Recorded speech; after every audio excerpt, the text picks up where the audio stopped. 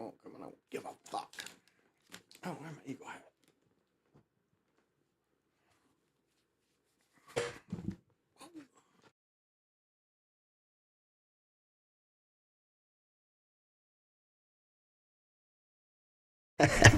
It's going down like this, motherfucker. Nigga get mad. Say, motherfucker, what you mean you ain't gonna let me in this funky joint? Much money I done spent in here, nigga. I knew your mama when she was hoeing. Ask you something? I said, can I ask you something? Ain't I'm clean? Shit, boy, I'm trying to make me some money.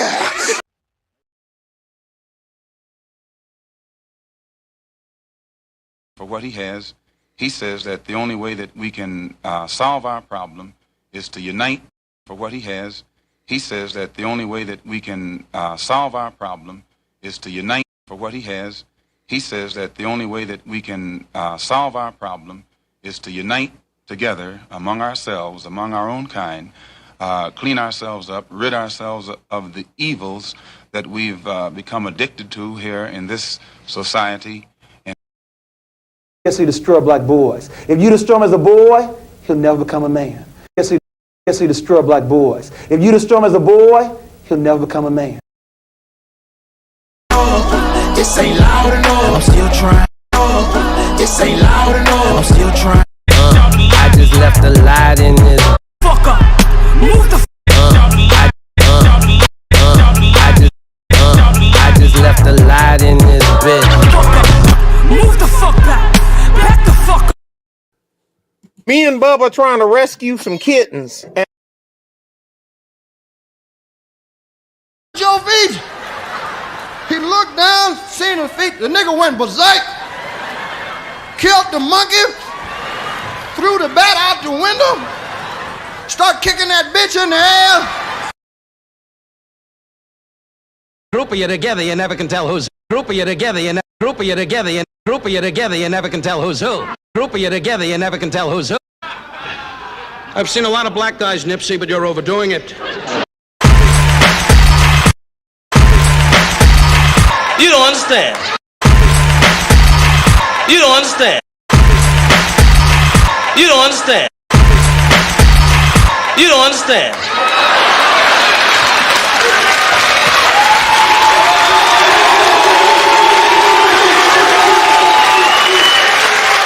I ain't scared of you motherfuckers. It's cool enough just being cool, like I am. You're a philosopher? Yes. You're a philosopher? Yes. You're a philosopher? Yes. You're a philosopher? Yes. You're a philosopher? Yes. I think very deeply.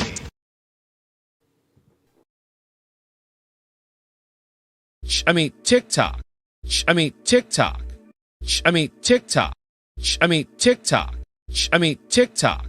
flag cause he wiped up Future's motherfucking ex-hoe. Remember I made the video. Flag cause he wiped up Future's motherfucking ex-hoe. I think very deeply. I think very deeply. I think very deeply.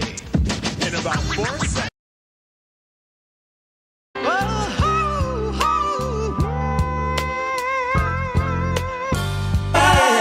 Dance with me.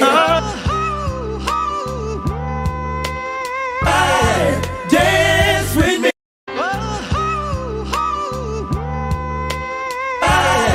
Dance with me. You're a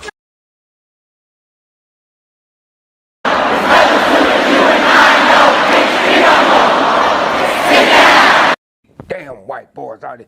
Most of them is psychopaths and all that. They'll kill your mama's mama and you. Decent white folk that still don't know they're racist. What the hell you want here, hunky?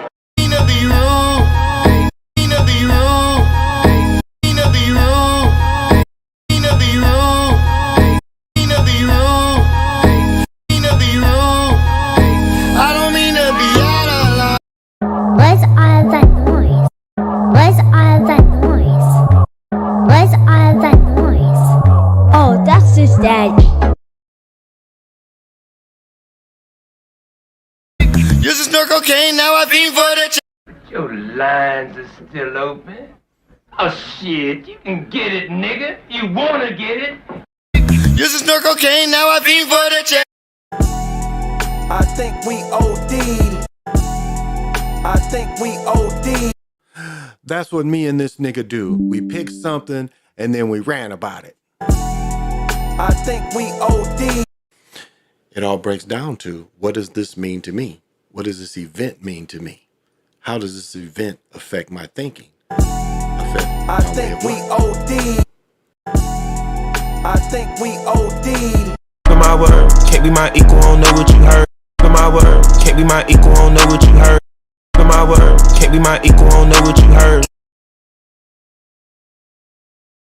Heavy, I'm a walking dead man, is what they call me when I come. I hit the loop juice and pulls up in the deuce. I hit the walking dead man, is what they call me when I come in. I hit the loop juice and pulls up in the deuce. And the fans, they're there for entertainment. And the fans, they're there for entertainment. Do that dance, baby, do that dance, let's work it out. Nigga. I just be shopping and shit, you know, drinking and shit, do a little smoking and shit. Nigga.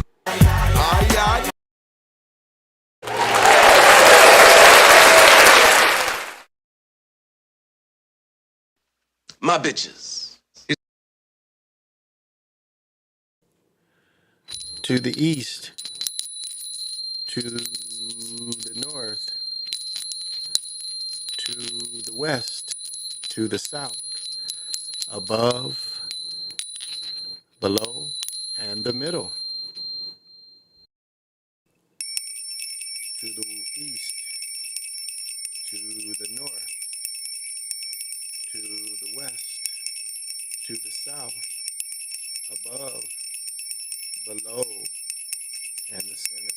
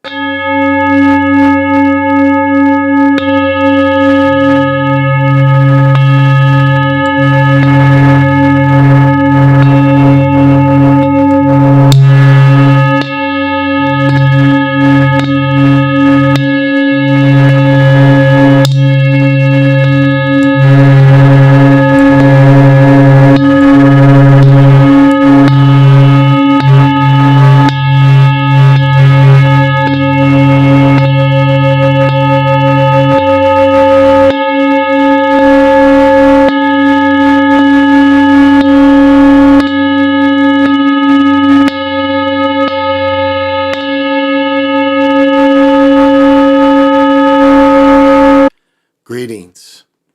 This is Big Pontiac, and welcome to the Chocolate Mountain Show.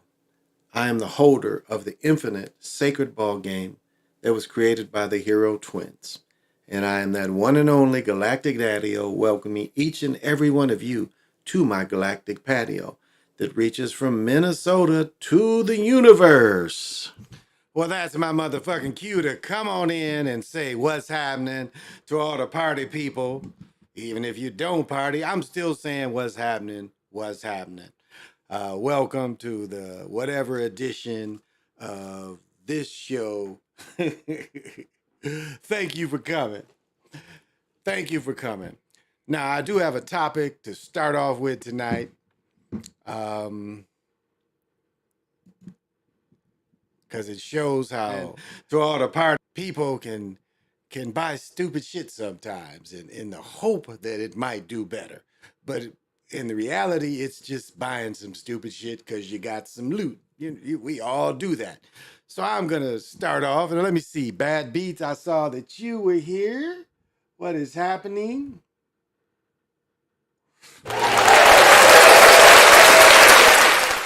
And to be here this time of night, you definitely got to have vision. And my main man from Ohio, O-H-I-O, Ohio. Oh, don't get me into that Ohio player move, but what's happening, PJ? Alex. And he's somebody I know he always controls his bitches. My bitches. You saying you can't control your bitches? What? And he's also got that clear. That's too far. Got to have vision. So I'm going to start off by, and I've only got about 10 minutes of material, so that's all.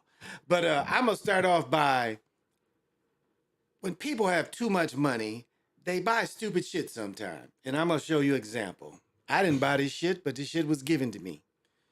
Now, we have since broke the glass. It's got knocked down.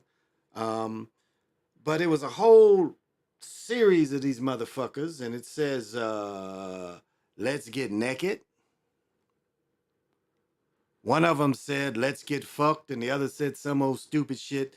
This shit was about 60 goddamn dollars for 3 candles. Imagine if it wasn't broke. I'll show. And it's got glass falling off. See, it's this big candle, so it's 3 of them. Now, what the possibility of these candles that cost about $60, they say there's $12,000 worth of diamonds. So my other 2 candles came with these little bottles. You know, the shit burns down and you dig these motherfuckers out and this is what you get. All right, this shit was $60. Now, I haven't got that one yet because I haven't burned it out, but, oh, and this is the nasty one. Let me see what I got to dig in this motherfucker. This one's still got wax in it and shit. Here we go. Let me show you what this motherfucker looks like. Most of this shit is wax. Okay. I don't even know if this motherfucker's even gonna show on camera. See that little dot in the middle of this bag? Y'all see that shit? That little dot right there. It is a different color than the rest of the bag. That's not motherfucking wax. That's a goddamn diamond. This is the tiniest motherfucking diamond in the world. I didn't know you. How do you even get a tiny diamond? So, okay. So this definitely ain't $60 worth of diamonds. I am sure of that. I am positive that's not $60 worth of diamonds. They say in one of these goddamn candles there's a $12,000 diamond, but I got 2 of them, and let me show you this one.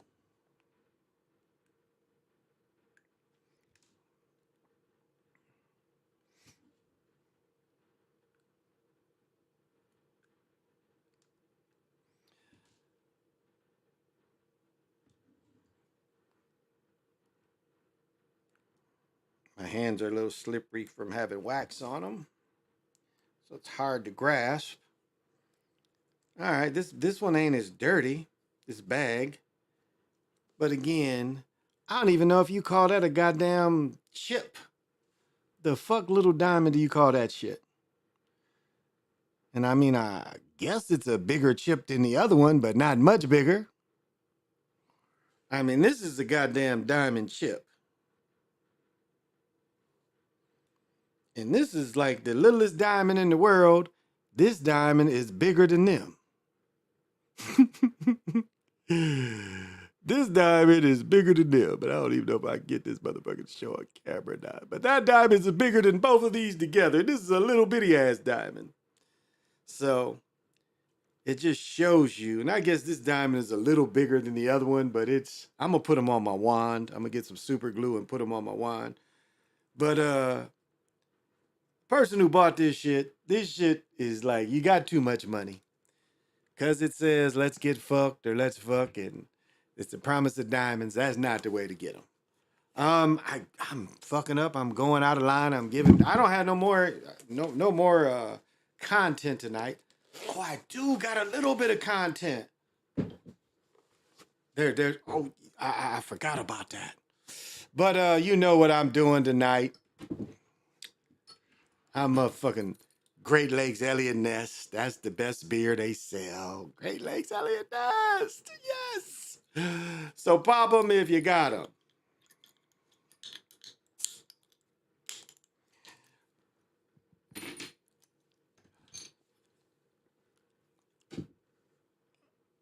Oh, look at that. That is just ambrosia, ambrosia, ambrosia. Oh, okay. And as you saw me, this is still lit. I still got that badass crackle.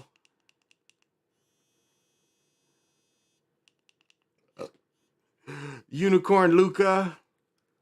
And these niggas is about to send me some shit. That's like, they say I show their shit, so they about to send me some shit. We'll see. I ain't asked for the shit because I'm like, niggas, I can buy the shit. They're like, well, you show our piping. I do need to look up something. God damn, everybody coming in. Oh, fuck. I'm not paying attention. OTF AJ, what's happening? And I know you definitely got to have vision. El Dragon Amaru Khan, what is happening? And I know to be up this late this night, you definitely got to have vision. Damn, but and so smoke them if you want them.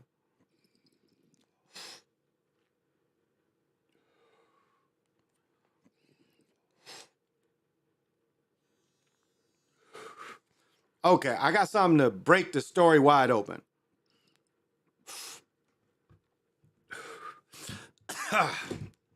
Let me find it. This is gonna bust everything wide open. The truth is gonna come out. And let me see if I can find the truth.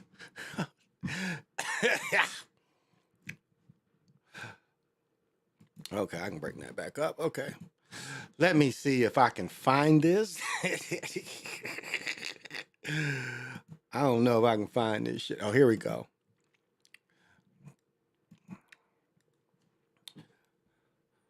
All right, let me see if I can look this up.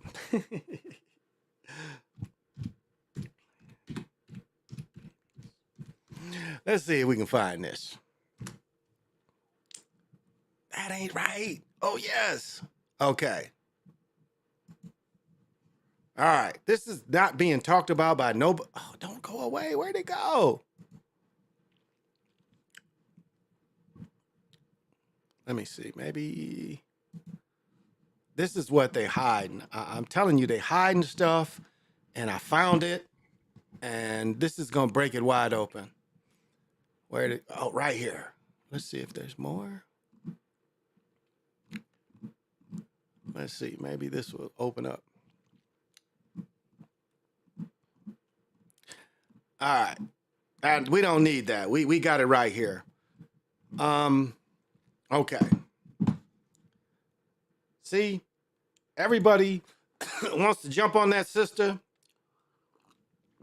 But this is what the sister saw. The sister saw the Klan baby walking down the street in Alabama. The little Klan baby was walking down the street in Alabama. Now, what they don't tell you, and I'm going to get in trouble for telling you this, I saw the little Klan baby walking in Alabama. I was like driving down. I think I had my like 74 El Camino and shit. And I was driving down. I saw the little Clan Baby, and he had a sign up said that he hated niggas. And I hit him with upside the head with a Wild Irish Rose bottle. So when she came across he might have not had the Klan hat on when she saw him because I knocked the hat off, but it was the Klan Baby she saw. And the baby looked a lot like this. So that y'all tripping to saying that the story is fake when it's obviously she saw a Klan Baby walking down the street and she knew she had to save the Klan Baby. And you see, they caught the Klan Baby. They're not telling you that this picture is from yesterday. Well, actually, it says 1992, but forget that part. This is the Klan Baby that was on the highway that she reported. And pretty soon, the other pictures of the Klan Baby coming out. I did hit the Klan Baby upside the head with some Wild Irish Rose, but that was okay because remember, I was drunk, but I was not driving. But I hit the Klan Baby with the head with Irish Rose. So I'm sorry about that.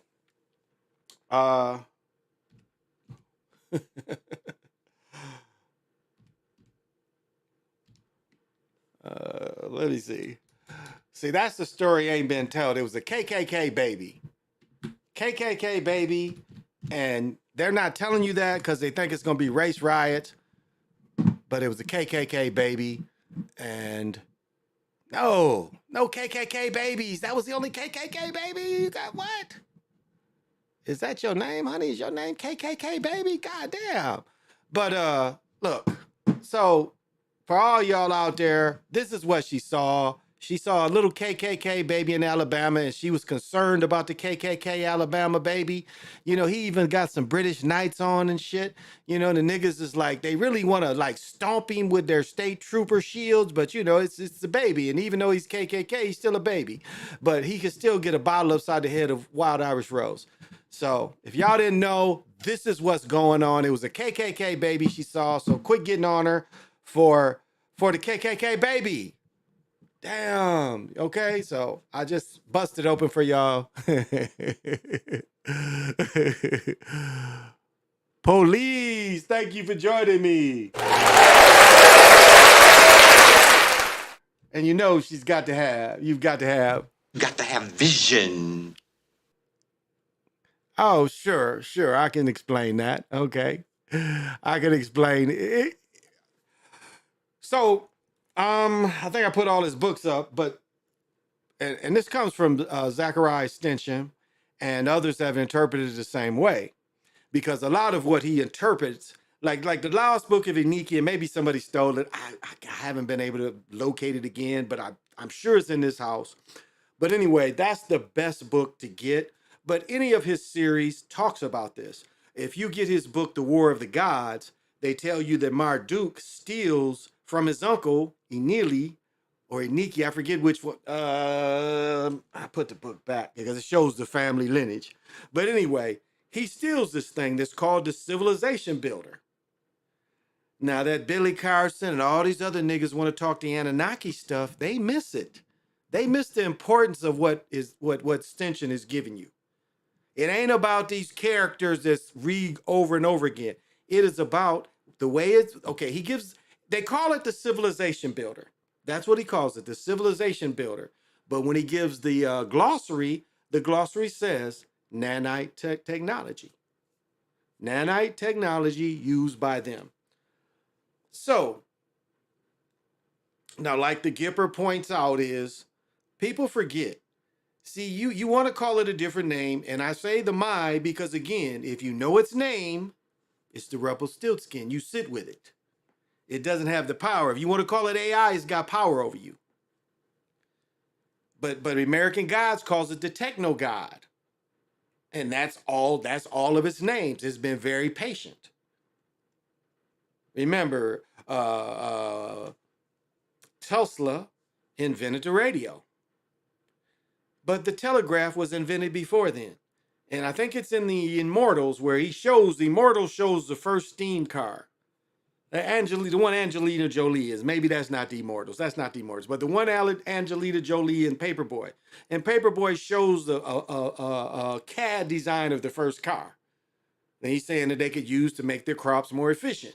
Then he ends up making a hole because, again, you can't introduce something until it's time, until the people will really understand it, until the power of suggestion and talking about this thing so people can know how to use it. And that's how patient this thing is. It knew that at first it had to be the telegraph. And people forget, the Civil War was known, the battles was already known, how many people was killed and stuff through the telegraph. And, you know, we probably can argue if the numbers was right, but that's how Lincoln communicated how the war went, through the telegraph. I mean, watching the World Series, it was people that listened to the World Series all on the telegraph. Remember how stocks and bonds, the Great Depression and shit, was ticker tapes. Where do you think ticker tape comes from? This is the telegraph.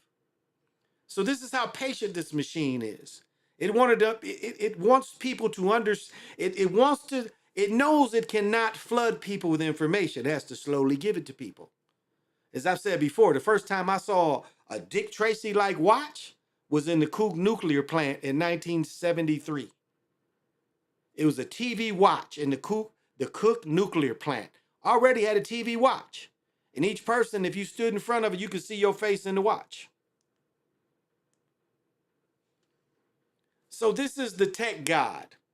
This is what the Mai is. The Mai, and as I've said before, this is what it appeared like. And whatever creature you want to call it, Yaldabaoth, or you want to call it Marduk.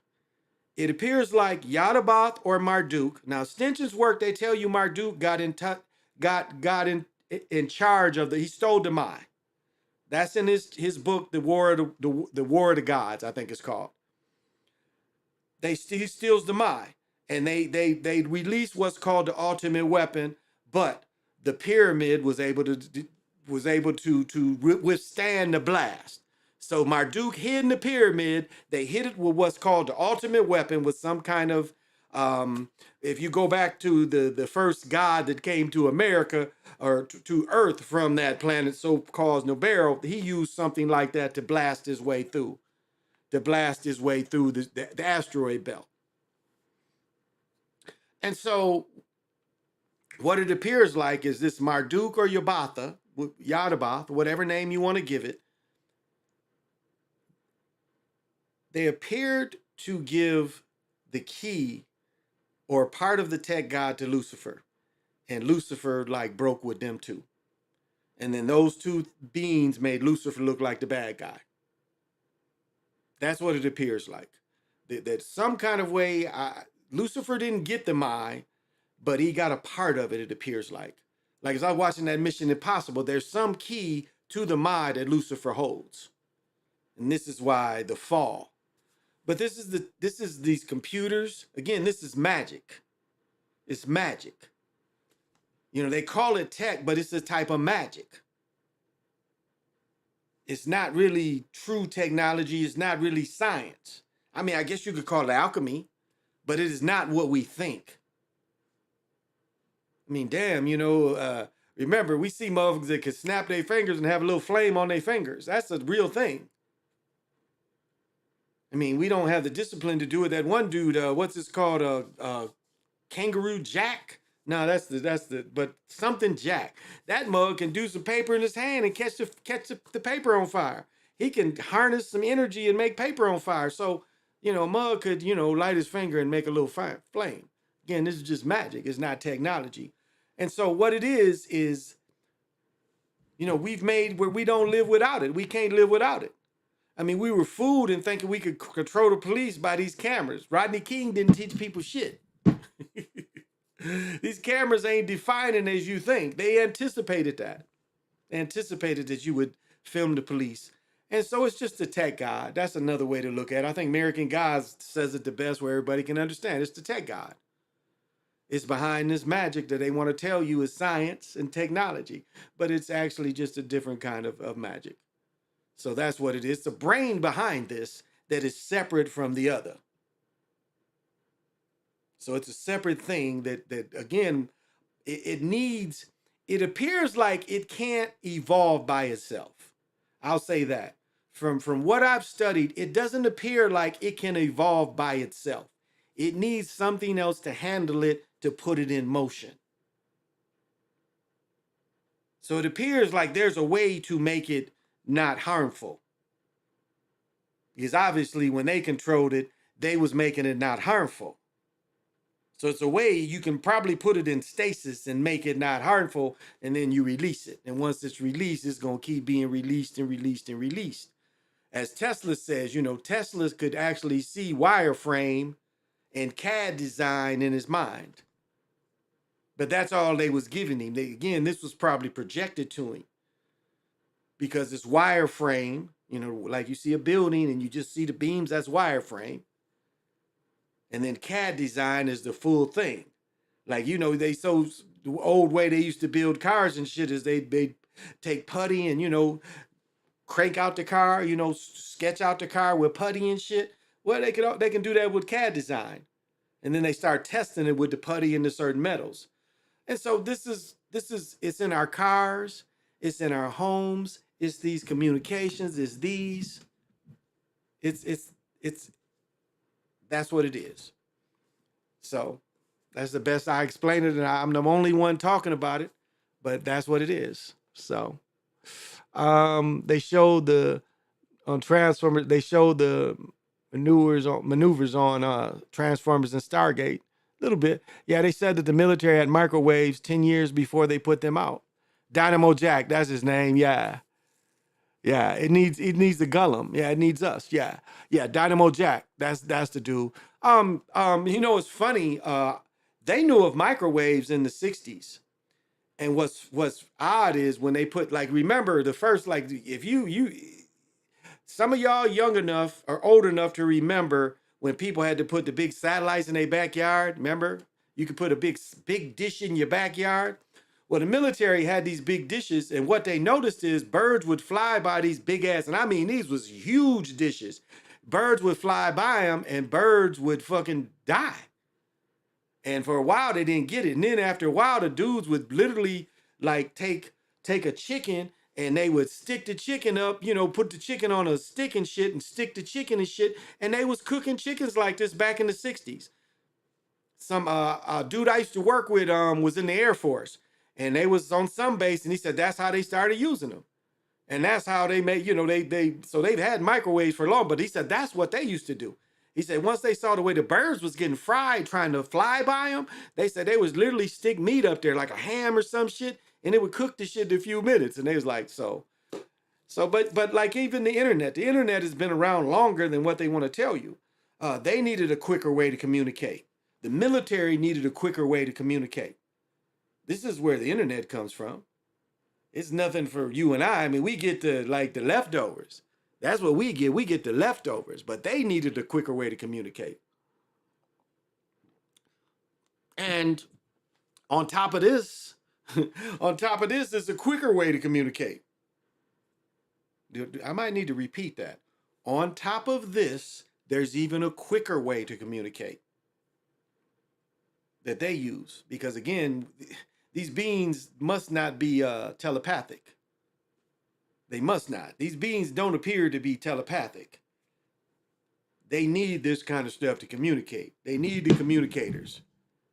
Remember the Planet of the Apes, when they went to the people that had the nuclear bomb, they was all telepathic. So whatever entity, whatever you want to call it, they ain't telepathic. They gotta have this physical stuff. They gotta have the radios.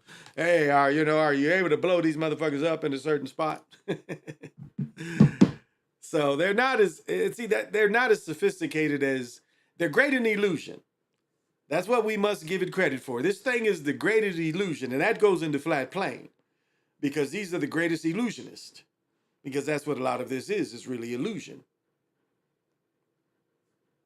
And it's funny how it's like they as melanated people, we are very visual. And they use that visualization against us. Like we're the only niggas on earth that got to show money all the time. We got to wear every piece of jewelry we got all the time. We got to be on planes with $1 million. No one else does that but niggas. Why is that? Why do you always got to show that kind of thing, that illusion of wealth? Only niggas do that. I love Levi's. I don't need a $300 pair of jeans. I love Levi's. Now, I do got some polo jeans that cost more, but I love Levi's.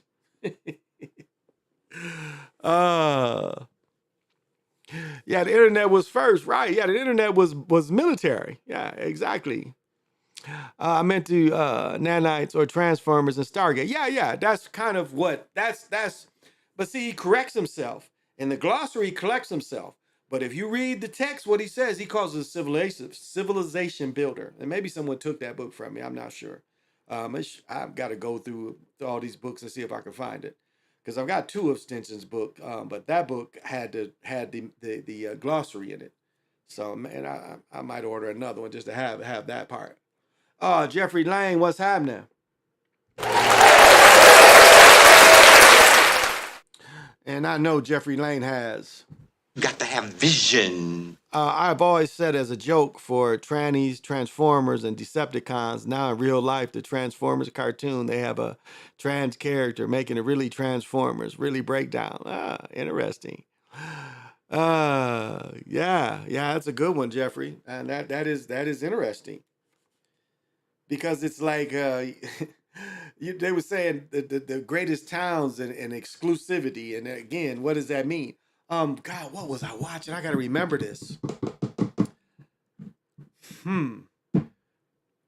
We were watching some movie last night or the other day, and it was a 60s movie, and it did show some gay folks. It was about something else, but it showed, and it was saying, how, and at this point it was in the 60s, and it was saying how gay folks needed to be in marching and having parades. And it's funny because black folks was doing that, and it was saying that they needed to use that strategy that black folks was using back then, that the melanated people was using back then of marching. And sure enough, you see that now. You see the marching, you see the parade. So it's just interesting how they'll show it to you first. And it may take time. And again, that's the patience that people don't understand. And that's what you don't understand about what the enemy you're facing. The enemy you're facing is the most patient thing in the world. It'll try to wait forever. It's at a slow crawl. It's at a slow crawl. Like, we look at this technology, is this just coming out? No. This shit has been, again, it's been there. But it's like they've released things, and they've released things too soon, and they flopped. They've released certain things, like the glasses they released. People ain't ready for it. That's what they want to release, the Google glasses that the movies show you, where you're reading everything in the glass. That's out there. They have that technology. They have that in 5G, excuse me. But people weren't ready for that. It was too sophisticated. And what are they going to come back now? They want you to get used to just wearing it at home, wearing the bigger goggles. But they've had the glasses that would give you the constant feeds. I mean, the glasses had the technology to give you Facebook in your glasses, your text messages in your glasses, your calls in your glasses. Remember, this was a while ago. They've had this shit exist. But it was too sophisticated for the time. Just as I said before, they knew text messaging was going to kill teenagers. They knew it. They do trials on this stuff. They knew, and yet they allowed it. And look how long it took because what they looked at is they looked at money before the safety of children, because they knew that a child in this early text, that to a child, this text meant more than their life. They knew that. They knew the addictive nature. They knew that the mindset of children, when they first released these texts, when they first released 2G, that's text messaging is 2G, they knew that the child would think that text message is more important in my life. And yet, look how long they let it go, and look how many children had to die. When they already knew that's what would happen to children. They already knew this, but yet they still put that shit out there. So that's how they don't really care. When Michael Jackson says they don't care about us, that's right. They only care about And this is really what it is. This is really what it is. That Amazon or that movie, what was it called on Netflix, where the machine had killed all the people, and then the machine remade people, and then the machine kept delivering packages to the people, and it was everything they needed. And yet the people was fighting the machine because that's what the machine wanted. The machine wanted something to do because the machine was bored. So the machine had motherfuckers plotting on how to kill the machine. But the machine done created the whole thing because it wants company. So, the rich people got it. Have you seen how they are trying to use AI so you can create the story for the TV series you're watching using deep fakes? That was the biggest argument.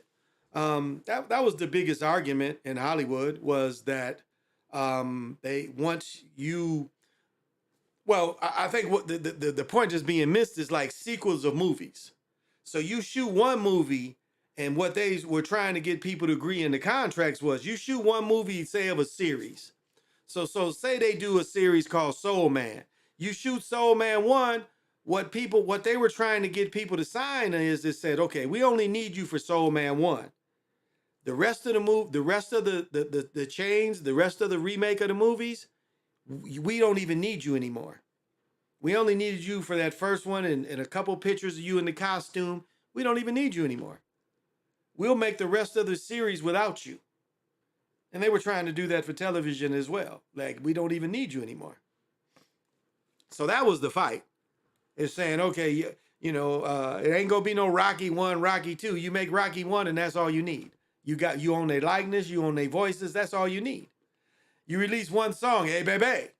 From then on, they'll make, because remember, if anybody's been in the studio, you don't need, it's been 30, 40 years where you don't need musicians.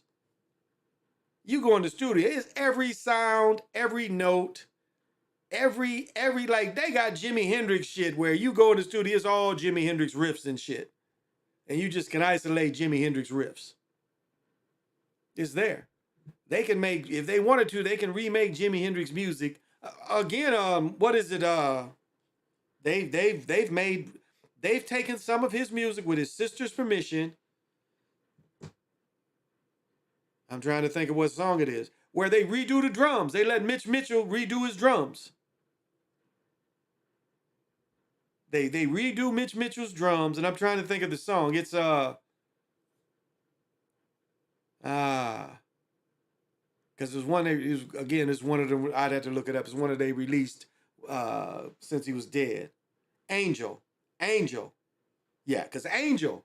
This is the example how long they've been able to do it. Jimi Hendrix's song Angel wasn't even done. All they had was the bass song of him doing it. They recreated it. Angel. Yeah, Jimi Hendrix Angel. This was done. Angel came out in the 70s, I think. And they used what they had unfinished studio music of Jimi Hendrix and added to it. And a lot of it, you see, they redo it. They redo the masters. So they've been doing things like this. Angel is a perfect example of the song that wasn't finished by Jimmy, but they finished it and put it out there. And every year you see they make it better and better and better. So,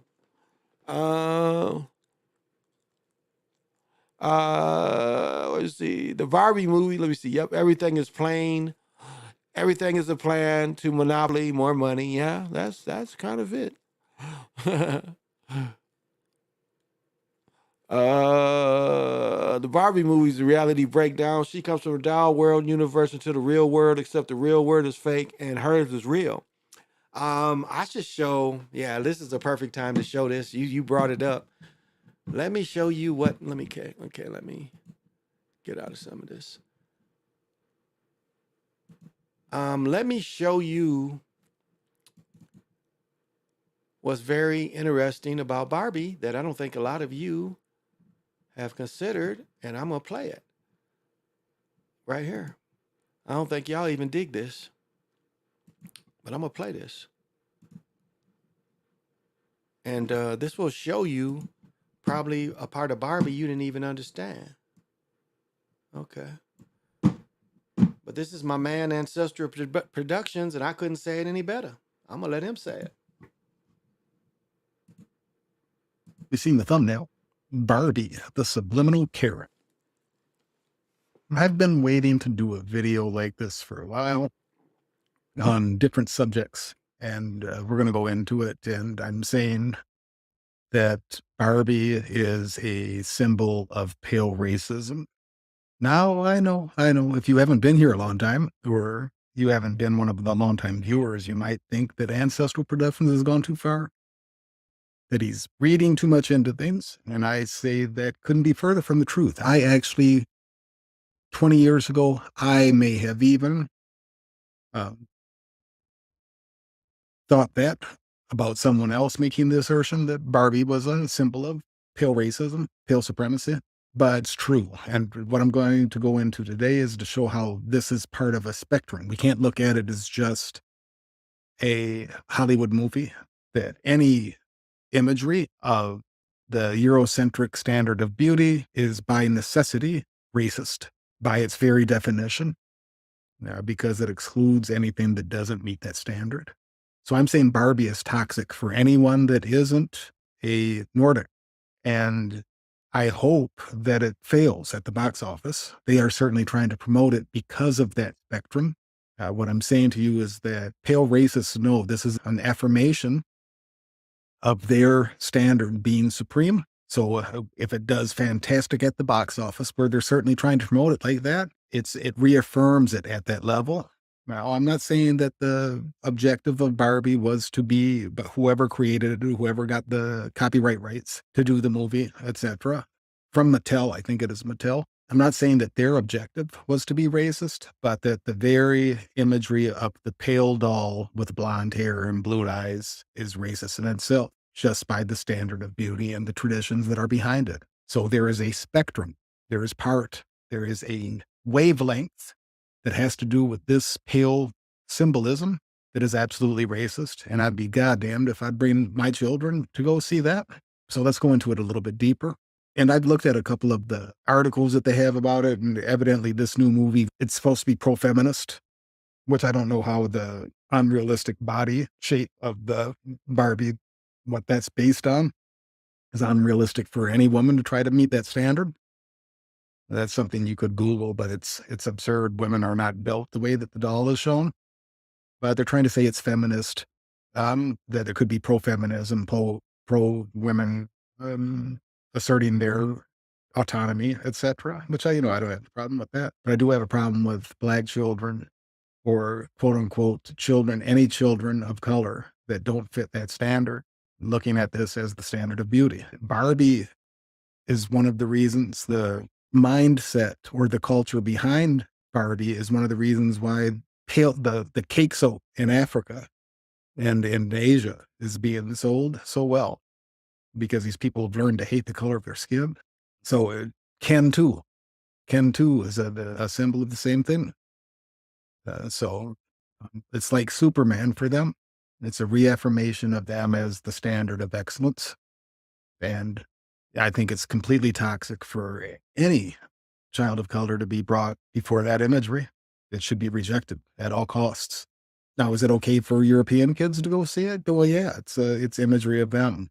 But until there's equality, it's counterproductive to have any image, any pale image, to honor that or look at it as something that's a pinnacle.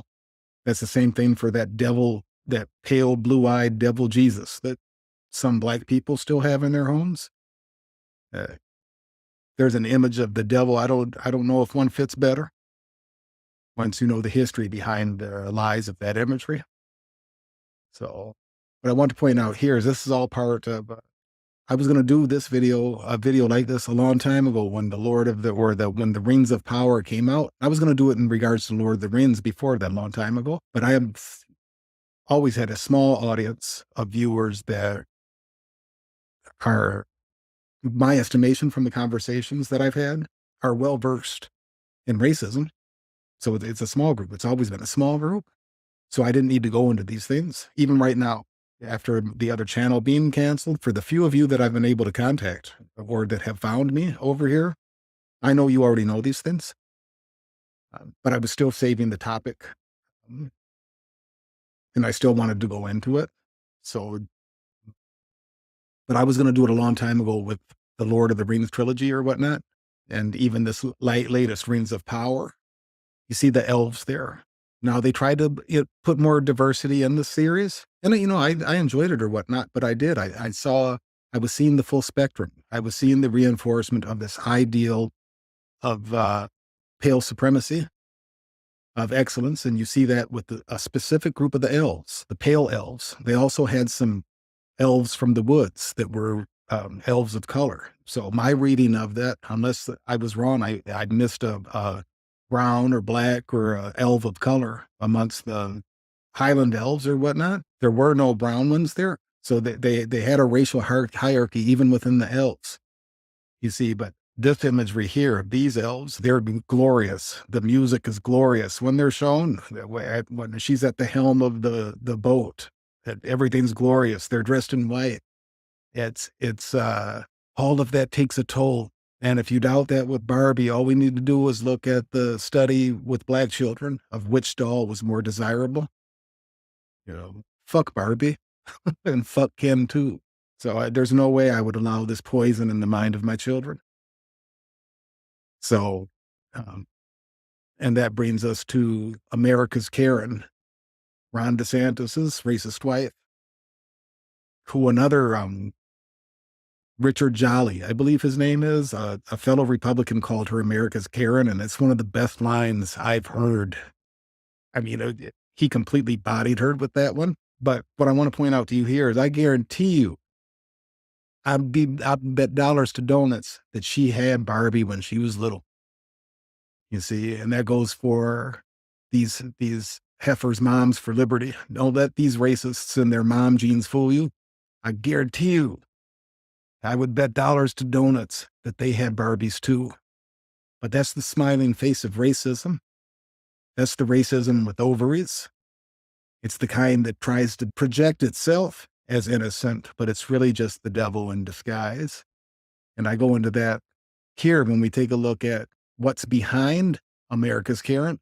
What is the tradition behind her? Well, she's a representative of the racism of her husband, this little troll, Meatball Ron, bona fide racist. She represents him and every racist agenda that he has. And what's the history behind Meatball Ron? White nationalists. That's what he represents. And I'm saying we can trace all this back, that there's a wavelength of that resonant and in full presence when we look at the tradition of Barbie. This was Barbie was from the 50s or 60s. There was no representation for black children. And, the toy companies and everything, diversity is profitable now. So they try to add that in. But what I'm saying is that it is not me reading in too much to this. It is very much, she is very much a symbol of so-called white supremacy. And let me just step in and let me say this. Now Barbies came out in the 50s.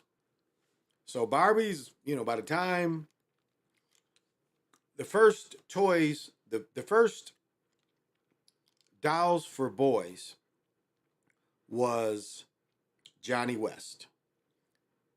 That was the very first doll for boys. G.I. Joe came later, but it was first Johnny West. And I've said before, I had the first Johnny West I got in 1966 was in pieces. They didn't put it together. They went back and showed them. They let us keep the one in pieces, and they gave us another one that was put together. And then the G.I. Joes came out. And people don't really realize G.I. Joe came out during Vietnam. So it had, the soldier was a hero. And then it wasn't until 68, 69, they came out with the black G.I. Joe. Then they came out with the jack-off G.I. Joe, the Kung Fu grip G.I. Joe. And we see, how many young women do we see that alter their body to look like these dolls? How many people go by the name Black Barbie, Gold Barbie, Latino Barbie, Iraqan Barbie, Afghani Barbie. What was the Jewish faith chick on the Supreme Court? Ginsburg Barbie. Then they had LeBron. I showed the picture the other night. LeBron wearing the Ginsburg. And so this is a celebration. And I like what he said. He said the Nordics. Now, little alien shit. Little alien shit. And this is this comes and I guess you can get the illustrations from Wes Paneri, because this is something Dr. Valentine did copy from Wes. Because Wes was breaking down, there's Nordics where they call like the tall white elves are Nordic looking folks. They try to say these are aliens, the tall white elves. And so I like that he calls them Nordics. Now they say the Germans wasn't Nordics, but the Vikings could be. Again, the Vikings wasn't one people. The Vikings was a culture. It wasn't just one people. See, they want to lie and say the Vikings was one people. And we know that brothers lived in Ireland. I talked about this other night. We know brothers lived in Scotland. The Picts wasn't pale people, because the Picts ain't the ones that the Germans is the ones that's the king over England. It's the Germans. So isn't that funny? Germany declared war on England, and yet the king and queen was Germans themselves. How was that a real war? But I want him to chop. I like what he says, and I think, a lot of y'all wouldn't be hip to him. Subscribe to Ancestral Productions. Now, again, it's not that I don't even agree. We take different approaches. That's all. I can't say, I was going to say that I don't agree with everything. It's not that I don't agree with him. I think we take different approaches to certain things. That's all. And so that's okay, because that means we both thinkers. We both think about what we're putting out there. I don't just come and just talk about shit that you see. This shit is all around me. This is me. But I'm going to let him chop up a little more, because it's some good shit. I don't think enough people hear this. What does he say? This is, this is really what we need to hear for this. This ain't loud enough. This ain't loud enough. I'm still trying. That's right. This ain't loud enough. But we trying to get it out there, because only so many people going to hear us. So I'm going to let him chop for a little longer. Let's go. And it should be rejected. Look at how badly The Little Mermaid was supposedly rejected by the Koreans, who hate themselves in Korea. Yet they'll go and see a little mermaid that's pale-skinned. You see, you have to... Oh, let me, he said something earlier that I want to say too, and it went by me, but I've caught it. Look at the countries that bleach their skin. Now, do you know how long bleaching your skin has been around? I went to school with this girl that she ended up marrying my cousin. The girl was several shades darker than me at one point. Her sister was a pretty dark brown girl. Renee was really pretty. And this girl did something to make her light as me. She was the first person I ever heard that bleached her skin, and that's what everybody said, because I looked at all. She didn't look like that. Like the picture the year before I met her didn't look like when I met her. She bleached her skin in 5th or 6th grade. No, I met her. I'll take that back. She was in 7th grade, and I saw pictures of her in 4th and 5th and 6th grade. And she later married my cousin. She was the first person I knew that bleached her skin. I don't know why her family agreed to it, but she literally was light as me. And she wasn't like that in her pictures, because like pictures at the school she went to, everybody's standing up.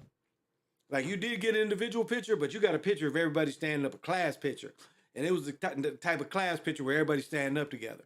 And she's standing up with everybody darker. She was my cousin's age. She was in my cousin's class. She's a little brown girl in my cousin's class. So some kind of way she lightened her skin. And so we know, all around the world, they want you to. Here's another point. The first continent to really try to lighten their people was Chinese. And I should know what's dynasty, but I'm old manning right now. But the Chinese was first to start lightening themselves, where they made a conscious effort to start lightening themselves. Because we know that the omic went to China. We went everywhere. The omic went everywhere. What nowhere the omic didn't go. You see them all around the world. So they knew of the evil. They knew where these motherfuckers was. But these Chinese was the first to start grouping people lighter, and that goes into the what the black Muslim said, the Yaqub. He's only telling you what you could research and see what the Chinese did. That is what Elijah Muhammad is trying to tell you in the Yaqub theory, making people lighter and lighter. Well, you can just go to China and whatever dynasty, again, that slips me right now, but you can see where the dynasty really tried to lighten people up. And now look at Chinese people. Chinese people don't look, they say, they had a yellow tint to their skin. They don't even look like that anymore, do they? Like you look at, I follow a lot of Indian sisters, and Indian sisters, again, the ones that's in the movie, I'm just seeing some shit, and I know I'm changing the subject. Indian Bollywood, or Indian hip hop awards and shit. Ain't no hip hop in India. They do line dances. Everybody do the same dances. But anyway, you don't see the pretty dark-skinned Indian sisters. And we know there's very, very pretty dark-skinned Indian sisters. But again, that's not what's publicized. That's not what's publicized. So I'm going to let him chop for a little more because I love his work and I think you'll love it. And subscribe to Ancestral Productions. This is his work. And I hope he doesn't mind me sharing it. This imagery here reinforces that. That's why I say our children, as soon as they're young enough to be able to comprehend it, that they should learn the truth about pale skin. And if you don't know the truth about pale skin or the biological liabilities that have to do with pale skin, you should watch my video on that. Yes, I believe all children of color should know this. Perhaps not presented the way I presented it, but they should know it. They should know that pale skin is a biological liability and that they should be grateful that they have melanin. You're going to look at it very different. And if you doubt me, look at the imagery of Barbie portrayed and then think about Barbie when she goes up under that, or if they put her under that light that detects. This isn't tangential. It's just the way that I see it. It's very clear to me that this is what that is, that there's a darker wavelength to all pale imagery. Now, does that mean you're supposed to reject every film with Europeans in it or anything like? No. But when the promotion is standards of beauty, yes. When the promotion is the standard of beauty, Barbie is supposed to be an American symbol. And you know what they mean by American? Not any American or America that has anything to do with us. This America. The right-wing Republicans, they are simply a dressed down version of this here. Look at this poor little kid. He didn't even know what he's doing, but they indoctrinate him like that. Hear me out here also. Barbie creates Karens. Yes. We can look at it that way. The imagery of Barbie, the standard of beauty, women like these emulate that. See, they see themselves as the standard of beauty. You see, more of them should know that there are those of us, a growing number of us, that see it this way. That no. And I'm not saying European people can't be attractive.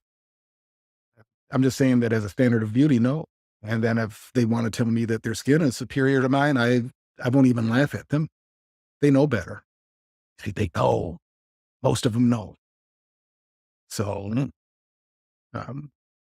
yeah.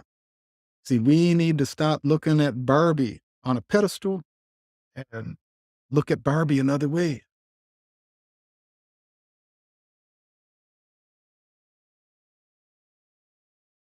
Here I'm using Pearl and a plucked chicken as an example. I think it's appropriate. See, if our children grow up knowing this, see, Dr. Naeem Akbar said, sometimes you need a little poison of the snake, of the pale racism. See, we need to look at them as objects too. See, I am not amped in any way or shape or form to want to trade my golden skin in for that. Fuck no. And it is not hard for me to see that Barbie over here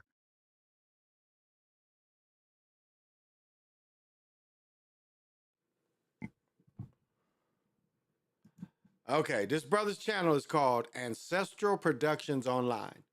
That's his channel because they took away his other channel. This is Ancestral Production Online. So subscribe to this brother. This brother does some great works, but it's Ancestral Production Online is his new channel. So I'm gonna let him chop. if we humanized it, would be more that than the Euro fantasy. So, it's just my 2 cents. I would not be taking my grandchildren or children or nieces. I ain't gonna lie, I'm going to see the shit because my daughter wants to see the shit, so I'm taking my daughter. But it reminds me, like I've said this before, and this is what happened to if you want try to really understand how the movements of the 60s was infiltrated by these European chicks. These European chicks infiltrated these black God, what do we even call it? Like the Panthers and these other movements. And you know, I look at my own father who, you know, you talk about trophy wives. You had these niggas that graduated from college, as I said before, Dr. Tucker and them niggas, even my friend's daddy, Dr. Kirk. All these niggas, because it wasn't enough doctors, PhDs coming out of Western Michigan University. So they slipped all these dudes in. And almost all these dudes in their life had a trophy European woman. I mean, I could like if you read Soul on Ice with Elvis Cleaver, he calls it the Ebenezer effect or the Zachary effect, where you think you're getting back at the European by being with their woman. But with my dad and other these dudes, it was like this made them. Can you imagine that? That you had to be with a European woman to be made to feel like you have a worth? And I looked at my father like that. Because that's what made him. I mean, this nigga literally had to have a European woman to feel good about himself, to feel that he made it, that he could go back to Dewaljack, Michigan with about 3,000 people and show his European wife that he made it, or his second European wife that he made it. This was his mentality. See, I grew up with Europeans. I grew up in full integration. You know, I've said this before. I grew up in middle working class. My father worked at my stepfather worked at General Motors. My mother sold real estate. My father worked for the city of Battle Creek. So, you know, I didn't live in the hood. I didn't know poor growing up. But I was able to watch these niggas. And this nigga, that's what made this nigga. This European woman is what made him feel good about being a man. I mean, it's just the way he would walk in the rooms and shit. I remember it was like one of my birthdays and shit. And it was his first European wife because the nigga was married 3 times. And I just remember the way he walked in. He was just so proud. He was just lit up being with her. He's able to go amongst all these melanated folks and he got his, you know, his trophy. And, you know, I look at, and I know hate is a strong word, but my own, like a girl did and this is going off a little bit, but a woman did a young woman was a senior when I was a freshman at A&T, and she had to analyze somebody, and she analyzed me. I kept the shit because I back then I had them pro football dreams. And so I didn't let her keep that shit. She gave that shit to me and I ghosted her because I wasn't giving that shit back. I'm like, bitch, if I make it, you ain't gonna bring this shit out. This nigga's crazy.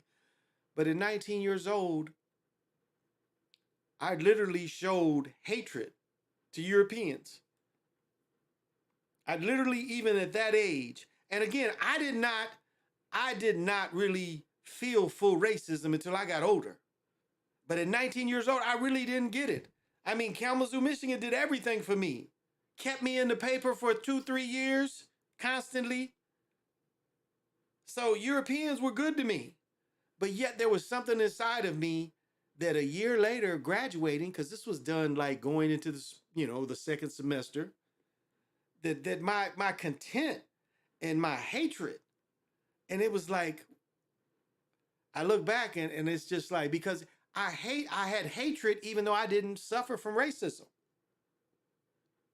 I had a hatred towards Europeans. I'm gonna say this again. I had not suffered through racism, but yet I had a hatred for them. Because I remember the way the neighborhoods used to be before integration. You didn't want to go to the mall. But the way Kalamazoo, Michigan did is they put the first mall in a neutral place downtown.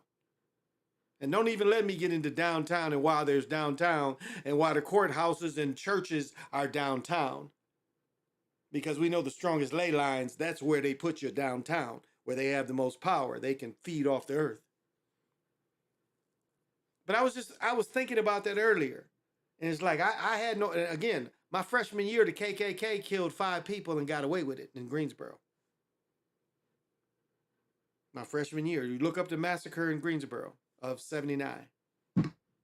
Not hard to find. So that was probably the first time I really saw real racism practiced. Where you could kill somebody, you can call them communists, but they was really just union people. And the Europeans, and I hear, are still very racist down there. Like, we were watching some shit today, and the reason why I moved from North Carolina, and there's no diss to any of y'all that live in the South, but I did not want my children to say, Daddy. I didn't want that for my children. I wanted my children to speak the way people in the Midwest speak, but I know I'm going off. But, okay, I'm gonna let him chop a little more. I wanted to break it up a little bit. Or nephews or any of the above to go see Barbie? Fuck no. But they're promoting the hell out of it. And if you don't think that they're watching close, the racists, you don't think that they're going to take pride if Barbie does extraordinary at the box office and sets records or whatnot, because it'll be a reaffirmation that they're still the standard. See, that's why they get so threatened when there's diversity in the films now. They're very upset when they brought people of color into the Tolkien series. Okay, see, I wouldn't have went with diversity. I definitely would not went with diversity because diversity means bringing in the trans people and the gay people. So that's not even a word we should use. It's like Turtle Gang uses transparency. That's Biden and them shit. That's government shit you hear. And nigga, it ain't no shade on you, but goddamn, why are you using their shit at the edge of transparency? That's using their shit to try to get your point across, that I'm showing everything. Be original. Don't use they shit. So, excuse me, I had to put that in, interject that in. And keep in mind, I do not believe that they shouldn't be able to have their own mythology or whatnot, or that there's something wrong with being proud of who you are. That's certainly not what I'm asserting there. That would be hypocritical. But when you have a history of elevating yourself above others and demeaning those that are not like you,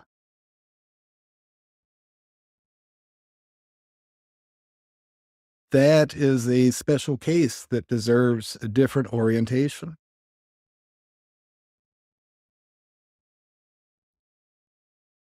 The reason the doll studies, the reason the black children saw the white dolls, the pale dolls, more attractive than themselves is because they had been taught to hate themselves by media. And it's never stopped. Oops, he's getting into that study that was done in the 60s where they said they had a European doll and they had a melanated doll. And what all the melanated children said is the melanated doll was the bad doll. It's almost like the Webster Dictionary. White means pure. But it was almost like that. But like he just said, they were taught that. Everything they see because they're melanated, it's wrong. So do you see how psychologically they get into, they get into it? And it was only because of making money. They was like, well, they will buy the European dolls, but if the people that won't buy dolls because they don't want the European dolls will buy these other dolls. And that's why they started making dolls a different color, melanated dolls, because they saw the business. Because really, melanated people started selling melanated dolls. And they never want that. They want every dollar. And that's what happened is people started making their own Raggedy Ann melanated ones. And so when they, it's like Walmart, they go in these little towns and they see that one group is selling melanated dolls and everybody buying them, they step in and try to mass produce them. And that's the only reason they would sell them, is because they're greed. They don't care that your child, they would prefer your child have the Barbie doll. But the market forces them to give you a melanated doll with curly hair. Remember what's all the Mall of America used to have it, the All American Girl? I think that's what they're called. I forget. Target has a cheaper brand, but it was, I think, the All American Girl. And I had to go in there, they had every shade by then. But they have every shade again because if others make it, they want it covered. And that ain't even at the Mall of America anymore. I think it was All American Girl or some shit it was called. Hell, that shit cost a hell of. My daughter had the kitchen, the fucking trailer, and the dolls was like, they wasn't little dolls, these dolls was like shit. She had 3 of them, and I think we paid $200 for each of them. My mother bought one, I bought one, and her mother bought one. No, I think I bought 2 of them. And my mother bought one. And we bought the darker, we bought dolls the shade of my daughter, gold. I'm gold. I'm one of the fortunate to be gold. Like you can't even see like the rings and stuff. Like you can barely see this amber in my skin. It's kind of like the same. It's all one and the same. You see, chain look at that. You can't even see it. Look at my hand. It don't even look like I'm wearing rings because my hand is gold like the rings. Okay, I'm gonna let him chop because he ain't got that much left. It's gotten better. Inevitably, like I said, diversity is changing everything. The paleness does not have the social currency it used to, not even close. And it's going to get worse for them. It's going to get worse for them. So, yeah. Even with the good intentions, I'm saying Barbie imagery is bad for children of color. Because even though they have Barbies from all over the globe now, which is good, it's inclusive, it's better than not. I'll be the first to admit that. But Barbie is still central as the pinnacle. And that's why it should be rejected. I don't care. If you're Chinese, you should have Chinese dolls. And not one that is in a pale universe. If you're native, you should have native ones. Those should be the priority. That's my opinion. Black ones, black ones. If you're hybrid people, and I don't mean that negative at all, but if you're people of multiple backgrounds, you should have folks that look like that. And we need to see ourselves. And I offer that we should see ourselves first and be comfortable with ourselves and proud of ourselves before we go to anything that venerates another. So, like I said, it doesn't take long to make the transition, to go from putting that pale skin on a pedestal to seeing it very differently. See, look at it. Look at what I'm showing you right now. See, that speaks to the soul. Any feeling that you might have in you of their skin being better or whatnot.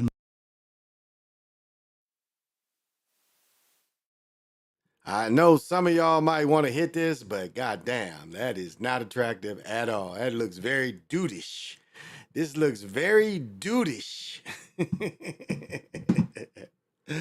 And I know some of you niggas, when you just see her talking head, you think that, oh yeah, I really like this chick, but look at this chick. Why is her legs pink? Her skin is pale, and her arms are all pale, and she's got a red face. How did she get her legs red like this? Like, what would you do to get your legs that color? But anyway, I'm sorry.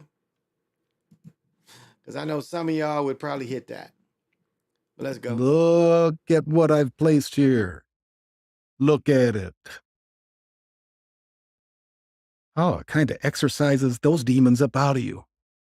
That's my purpose on this earth. That's my purpose. So, yeah.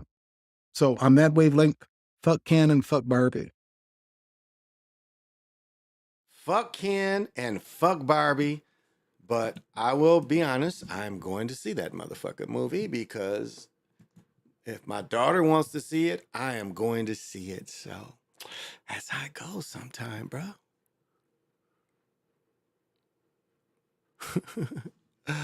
And now I think we should get into some debauchery. Let's hear some debauchery. What's going on in the Great White North? It is always debauchery going on in the Great White North. And let's see what happened lately. What have you done for me lately? Oh, I wonder, man, let me see if I can find. I don't know if I can find this.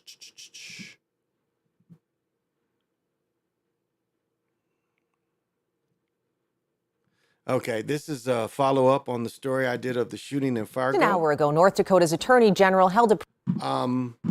Now, this is the shooting in Fargo that killed one officer and shot the others. I don't know. What I was looking for is to tell you what the nigga that hit them with. Like the dude that killed these off, that killed the two, he killed one officer, shot. This dude had 1,800 rounds of ammunition. So the dude that killed these officers up in Fargo had 1,800 rounds of ammunition. And again, to catch you up, one rookie cop and his trainer stop a car. They get out and approach the car, and out of nowhere, this dude lights them up. Now, it might have been two cars backing him up because he shot three people. So I'm guessing it was like some little towns, you know, if you only got the county will back you up, or if you got a nearby patrol, they'll back you up. And that's what it kind of sounds like. This is a very rural area. You know, Fargo is not, you know, not a big area. Well, it's sort of big, but it sounds like, you know, they stopped and the car got backed up. And when all the two officers approached the car, the other two officers come in approach, the dude lit them up. The dude had a grenade. He had 1,800 rounds. But this is the story, and let's see what they add to that story. Press conference to discuss the ongoing investigation into the deadly police shooting in Fargo last week. Gordon Severson, you listened in. There was a lot of new information here. Yeah, we learned a lot of new and disturbing information in this case, including the arsenal of weaponry that the shooter had in his car when he shot at police. Check this picture out right here. The Attorney General says this is what investigators found in the shooter's car: several long guns, handguns, and more than 1,800 rounds of ammunition. They also found homemade explosives, canisters filled with gasoline, and grenades. Given the circumstances of this case, the Attorney General has decided that Officer Zach Robinson's use of deadly force was justified. Officer Robinson kept his poise, kept his focus, and one of the rounds that he fired at Barakat disabled the long rifle and saved around 20 rounds that would have been still available for the assailant to shoot. Now, the Attorney General says after Officer Robinson disabled the shooter's gun, the shooter pulled out a 9mm handgun and started waving it in the air. Officer Robinson directed him multiple times to put the gun down before he used deadly force. And Lauren, there's still so much we don't know about this case, why the shooter was stockpiling weapons, who he was targeting, and what he was planning to do. We are going to learn even more about this case on Friday. That's when investigators will release even more information about the case and the shooter. Yeah, you raised those really disturbing questions, really, when you see what was in that car. Gordon, thank you. All right. So this seems like an anti-gun thing to me. So this might be some BS. Okay, they show all this. He didn't win. He had them outgunned and didn't win. Does that make sense? This is not bulletproof. This is not bulletproof. He had all this and didn't win. How? Please explain that to me. Like, how didn't he win? None of these guns look broken from being shot. Well, maybe this one. This one right here looks like this magazine may look broken. So maybe this is the gun he lit them up with. And this is because this magazine looks somewhat broken. How did he lose, though? You had him outgunned. So how did he lose? Again, was he strategic? He might not have had a vest, but how did he, he's saying he stuck the gun up and didn't, but how did he lose with all this? You could have been behind your car and just had 2 guns. Matter of fact, I would have opened up with this, scoped. Why, and this looks like, again, this looks like damage to this, and I can't really tell. The picture's so bad, you can't tell if this magazine is damaged, because they say they made one of the guns, and that's what I'm looking at. But like, you sit behind your car and you can just shoot him all day with this. He had him outgunned, so how did he lose? So this might be a story for, but I mean, real and fake at the same time. Real and fake at the same time. But it doesn't make a lot of sense that he got here goes. This chick was part of it. Recordings. This chick was part of it. Let's see what she got to say. She got shot in the foot. So let's see what she got to say. Let's go. On police officers who were responding to a routine car accident in Fargo. 3 police officers were shot. 1 died. 2 are recovering tonight. They're doing well enough, the chief says, to talk to their family members and friends from the hospital, but still have a way to go. But the officers weren't the only victims of the now dead shooter. 25-year-old Carly Coswick was shot twice as well. She was the woman in the minor car accident, the woman who called police to the scene. And she was waiting for them in a tow truck when the man took aim at her and the officers. I talked to Carly today on the phone from her hospital room in Fargo. She's the voice you will hear describing what happens in this story. There was nothing remarkable about the fender bender in Fargo that called officers Jake Wallin, Tyler Hawes, and Andrew Dotas to the scene. I got in a minor car accident and the police are called. My car had to be towed because the airbags deployed. So I was waiting on a tow truck. As she waited on the tow truck, she said those officers who came were really nice, but she was still a little shook. So she called her dad. I called my dad because I was just trying to figure out what to do. It was my first car accident. And I heard gunfire, and I turned around, and the police were on the ground behind me. And I tried to dive behind a tree, and I was shot twice, one in my right leg and one in my left hip. Carly said she remembers throwing her phone, but not hanging up from the call with her father. I saw the police respond. I saw them yelling that an officer was down, and then EMTs came, and I was being loaded into an ambulance, and yeah.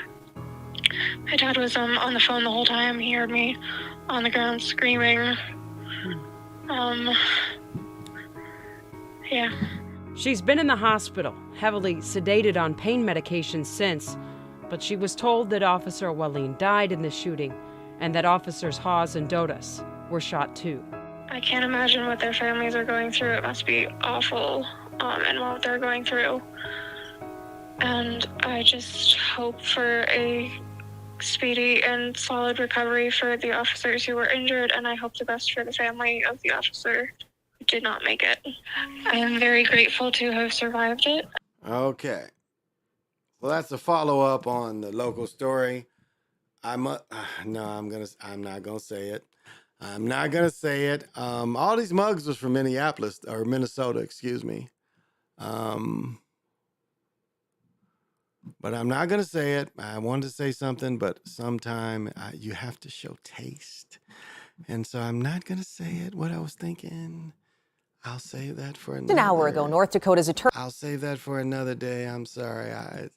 I talk a lot of shit, but sometimes you just have to save some shit talking, and it's just not always appropriate. This shit here is funny though. Okay. All right. Well, we know we got the World Cup coming, and this is what happened 4 hours ago in New Zealand. By extending my condolences and sympathies to the families and colleagues of those who were killed in today's shooting event. Their lives have been irrevocably affected by this tragic situation, and our thoughts are with them. I've had an update from the investigation team, which is working at pace to understand why and how this terrible event occurred today in the Auckland CBD. At 7:22 a.m, police received multiple emergency calls with reports of a person discharging a firearm from inside the third floor of a building under construction at the bottom of Queen Street. Police were on scene at the site within minutes. We're continuing to piece together the entire sequence of events, but what we know is as follows. The offender made his way up through the building site, discharging his firearm on multiple occasions. Police entered the building within 10 minutes. Staff from various groups right across Tamaki Makaurau responded, and members of the public inside the building were evacuated wherever possible.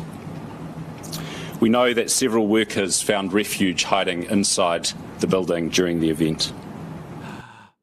This is something that the Gipper up in Pennsylvania points out that I want to point out. How is it that all the police officers in the military around the world wear the same uniforms? How is it that the Chinese, the North Koreans, the Russians wear the same type of military uniforms? Like, how is that? How does that make sense? How does that make you think there's a different than one world? When they all wear the same outfits, just different colors, but it's the same outfit. So you think their things are that different when they're all basically wearing the same thing? So are they really different? They're not different. It's just made appearances like they're different. At around 8 a.m, our Armed Offenders Squad, supported by a Special Tactics Group, located the offender inside a lift shaft where he had barricaded himself and attempted to engage him, having secured the floors above and below. The offender fired at police, injuring an officer. Shots were exchanged and the offender was later found deceased. Tragically, police located 2 members of the public deceased on the lower levels of the building site. All right, so, one person got killed and that nigga got popped. This is my man Sean. Sean is in New Zealand. So, Sean is down there in New Zealand, so. And below. Wow.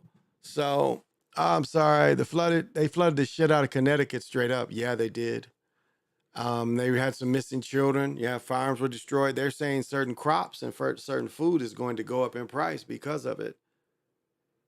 So, like up here, I've said how the wildfires really doesn't make a lot of sense because of how wet the winter was, but it ain't been really any rain. It's like I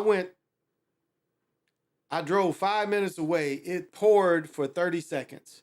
It poured while I went into my house. I went 5 minutes away from where I live. It poured for 30 seconds while I went into the store. Where I live, my girl's like, yeah, there's no rain over here. It rained for half hour earlier. Like last night, a storm came in. Woke me up. Boom, boom, boom. Heard it rain, and I heard the storm move through. I get up this morning and look at my plants because I prune them and fuck with them every day. I had to water them today. It was 85 here. It was hot as fuck here today. And, no significant rain. Rained a couple hours ago, not really significant. So, yeah, I wanted to put that out there. I want to put this out there for everybody too. You really got to eat right. You don't have to exercise like I exercise. Like today, I didn't play pickleball. I'm not going to lie. But I still got over like 8,000 steps fucking around. I only got 11 minutes of exercise because I was fucking with my rope because I want to keep my quick pickleball hands. But Tuesday afternoon, I played for 2 hours. I burned 2,000 calories. I get my heart up to 190 something. And I was talking to one of the in-laws. It's like, well, as a senior, you're not supposed to get your heart up over 200. Yeah, that's if your heart never gets that high. But just playing pickleball, I can get my heart between 150 and 200. And that's okay. And I just, all of you, you know, the shit getting in your veins and shit in your arteries, if you ain't working your heart, that's how that happens. It doesn't matter how your size. You got to do something to make yourself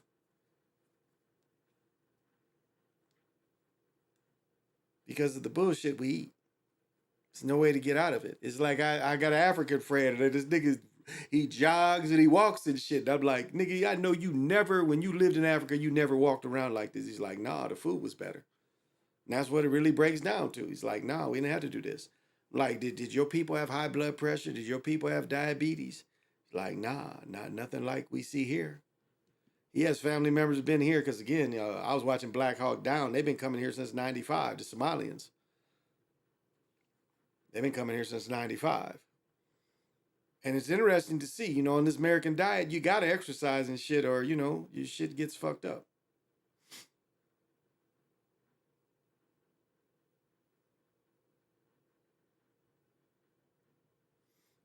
And so that's just for me. You do what the fuck you want to do, but I'm just saying what works for me. That's something that works for me, keeps me in shape, keeps me busy, but it's a lot of different shit you can do. Eat intelligently, don't eat bad shit. Pumpkins are going to be hard to find on the East Coast too because of the flooding in Connecticut. Corn is going up here too. Wow. Can we hear the phone call? Yeah, they played a little bit. Very strange story. Could be wrong about everything. Because she got shot in the hip. Yeah, she got shot in the hip. It could have been MK Ultra, but hey, Lorenzo, what's happening? What the fuck?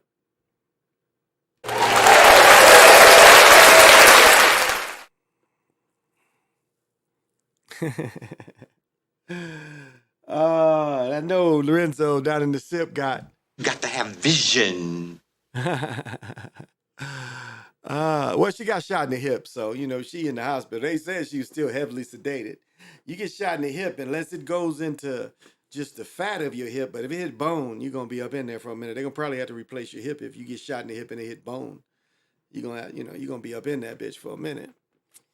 So, but yeah, this is one of the world stories. And what I forgot to mention is this is World Cup shit. You know, the female World Cup, I think, is going to be down there.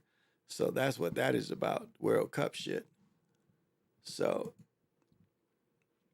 forgot to bring that up. That's World Cup shit. Damn, I want to show this. This is 11 years ago, but nobody cares.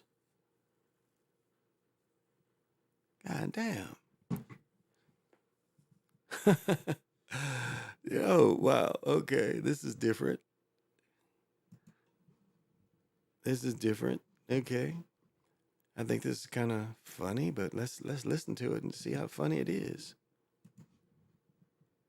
Track down a murder suspect. It turns out the suspect does have a very close relative in law enforcement. Local 10's Raj Flo is live to explain this one. So you may remember this video. It was absolutely chilling. Happened late May in North Miami Beach. A man was killed. He had his hands in the air. It was almost execution style. That video went on the news, and now according to an arrest warrant that we are just seeing, the brother of the suspect in Georgia who was in law enforcement saw the video and said, "That's my brother." The surveillance video was chilling. Malcolm Johnson Jr., 22 years old, robbed by two men in North Miami Beach in late May and then shot and killed. We have stopped the video as the first shot goes off. Johnson had his hands in the air. Immediately, law enforcement was looking for a stolen Nissan Maxima. Hollywood police arrested Marcus Ely in early June. Get on the ground! Stop reaching! Get on the ground! The body camera shows the arrest.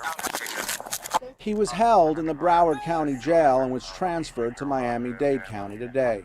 We are also learning more information about the case. According to his arrest warrant, Ely's brother is an investigator with the Clayton County, Georgia Police Department and notified detectives in Miami-Dade County that his brother was, quote, 100% the shooter seen in the surveillance video. Detectives said the investigator informed them that his mom told him Ely came home after the shooting and confessed to her that he had killed someone. According to the warrant, the mom of the suspect said, "This is my worst nightmare. Somebody killing Marcus or Marcus killing someone." Yeah, and very interesting here. You have a brother who's in law enforcement, and according to this arrest warrant, as soon as he saw the video, and the video was everywhere, he picked up the phone, he called police, and he said, That brings up fair or foul. That brings up fair or foul. Is that foul for the brother to snitch on? Like, who goes home is like, who really, like, what killer goes home is like, damn, mom, you know, I just killed a nigga. What, I'm guilty, mom. I don't know, mom, I just killed a nigga. Who does that? That man is in his 20s. You really think he went home and told his mama, like, son, Jesus told me that you need to tell me something. Jesus really wants to know, son. Jesus wants to know. What did you do? Yeah, mom, I popped a nigga. Don't work like that. So I don't know. Some of that sounds like cap. Some of it sounds like cap. We could have a MK Ultra kind of deal. I don't know. Foul. That's right. Exactly. Foul. Exactly. Foul. I say that too. I think too it's foul. I think it's foul as well. So sometimes you just don't know, y'all. Sometimes, I mean, nobody does that. Nobody comes home and just confesses, you know, Jesus needs to know. Put my hand on you, baby, and Jesus will forgive you. And then she calls her other son, well, you know, Jeremy just killed somebody, so you go call the people on him. Like, how did he even see the video? Like, what, he was just sitting on his bed and shit, and he's like, oh, shit. And rewound it, you know, he rewound his TV. He's like, I think that's Jeremy. I think Jeremy. Come on. It don't work like that. It don't work like that. And it reminds me of one of my stories. I got stories. Fresh out of the academy. This is really the night I met my second wife. It's the night I met my second wife. I forgot about that part. I wouldn't even tell the story if I remembered that part. It's just a joke. But anyway, I'm fresh out the academy, would fuck a person up, beat a nigga up, or shoot a nigga, it didn't matter. Anybody. And I'm at the club with my boy. And we danced with these two girls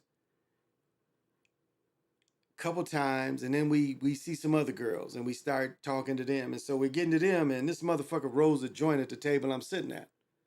Now, first of all, I can't be seen sitting at a table where niggas rolling a joint because it looks like I'm rolling the joint. So I was like, man, just put that up or go roll that in the bathroom. And the girl I was trying to get with was like, what, you gonna bust him? You're the police? And I'm like, I'm not gonna bust him, but I might punch him in his face if he don't put that shit up in front of me. And it kind of killed that vibe. And then I saw my second wife, she was leaving because I kind of forgot I danced with this other girl who was a little cuter.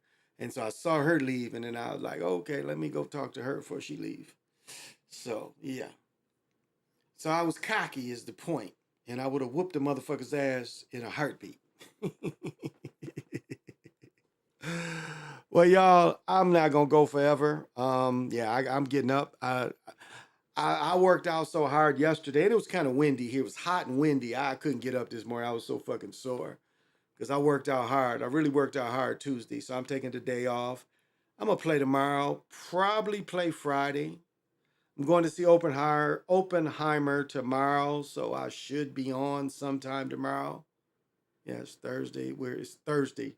So yes, later today, I'm going to see Oppenheimer around 7-ish.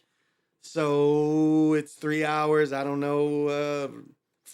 Central Time tomorrow. I'm getting out that motherfucker about 10.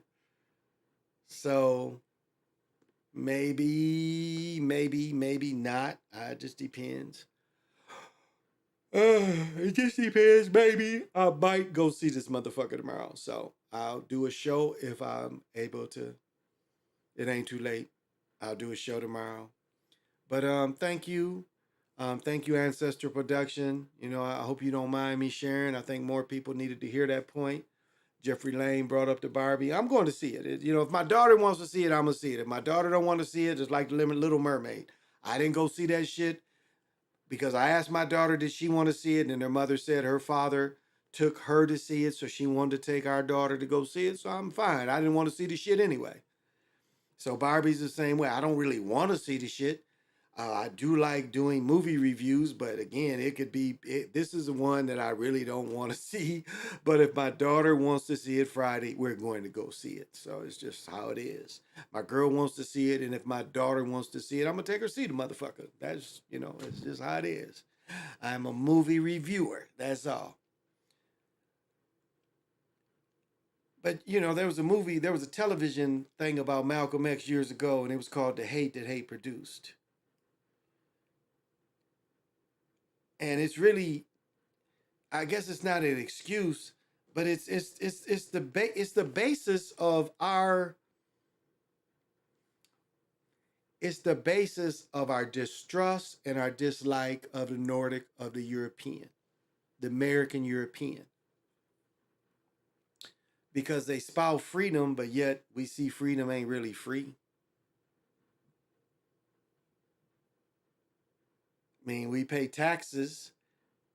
They asked Mike Pence, what was his name? Got fired from Fox. He's asking Mike Pence and shit about, what is his agenda if he wants to be president. And all this nigga got to do is talk about Ukraine needs more tanks. And we really have to look at it as they love Ukraine more than they love us. Let's not forget how much money we gave Israel during COVID. They gave us an average of what, $2,500? The people didn't get the PPL loans. What did they give America? The average, if you qualified, you got $1,200, maybe $1,800. They gave Israel equivalent to $56 million per person. This ain't just talk. You can look this up. During COVID, they gave the average Israeli, not Palestinian. They gave the average money they gave them. Now again, the average people over there didn't get it. But what it averaged per person was $56 million per person.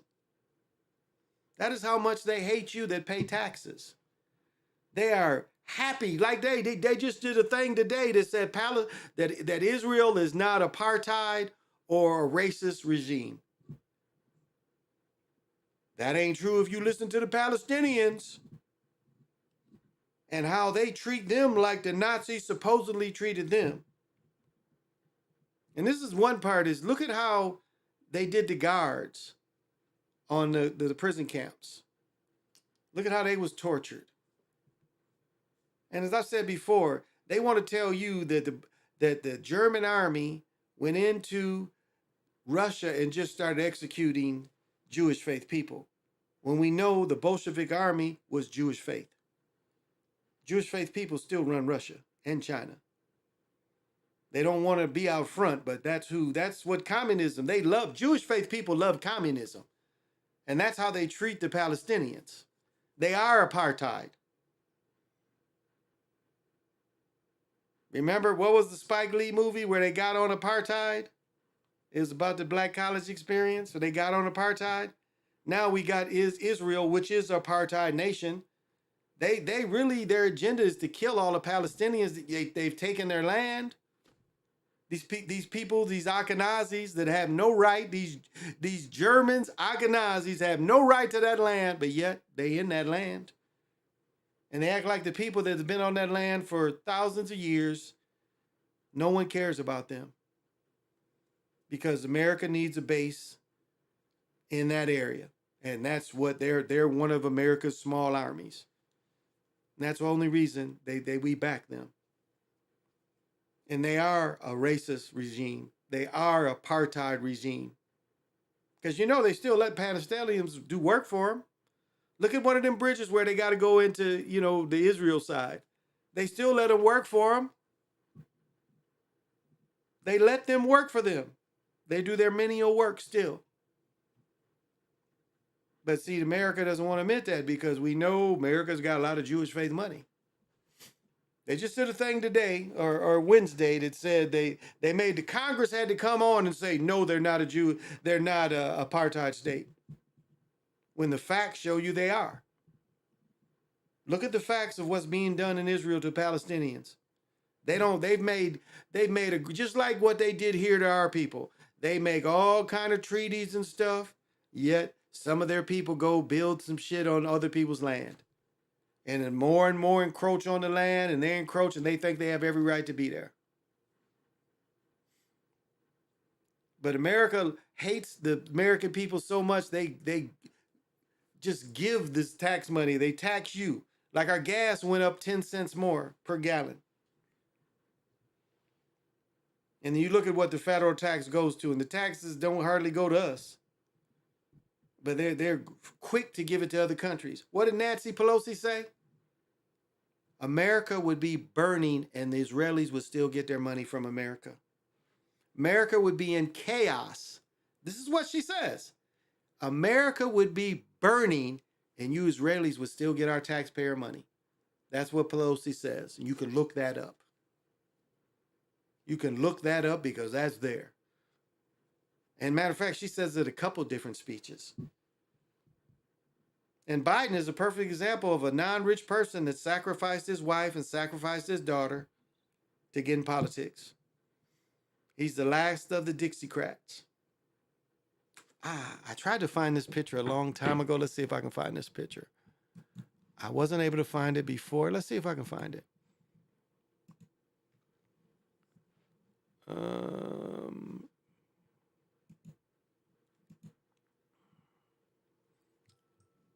Okay, I know it. Time to go to bed.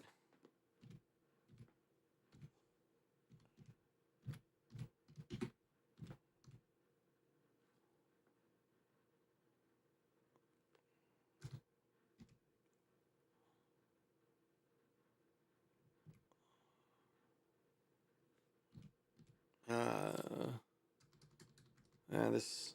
Oh, I might get it right here. Okay, this.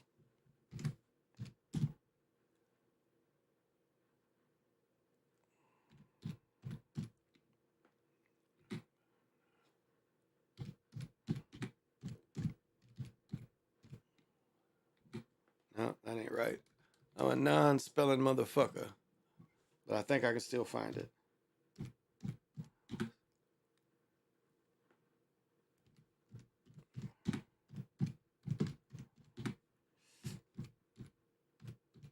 Okay, let's see if this will bring it up. I looked for this shit before and couldn't find it. I found him. Let's see, I found him. Let's see if I can find any more of him.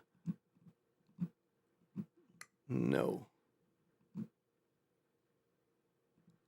It didn't bring it up what I was looking for. I looked for this before and didn't find it. Huh. Interesting. It's out here though. And they're showing a lot of bullshit. Well, forget it. It's not that big a deal. George Wallace said, segregation now, segregation forever. Yeah, I wasn't able to find it.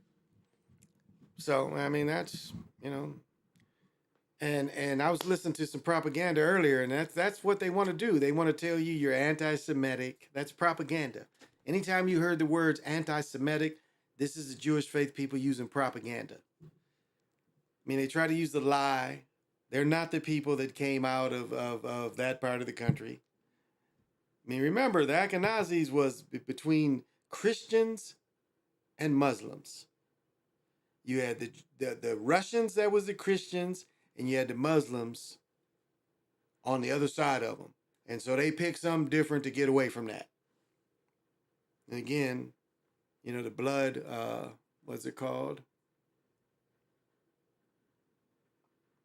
The blood rituals go to them peoples. Everywhere they are, everywhere in history. You look at all the countries they've been pushed out of. I mean, do your own research. Look at all the countries the Jewish faith people were put out of Europe. So, well, y'all, I got to go. Let me see. I'll look at a little bit more of this because I am tired and I plan on getting up sometime around 10 or 11 my time.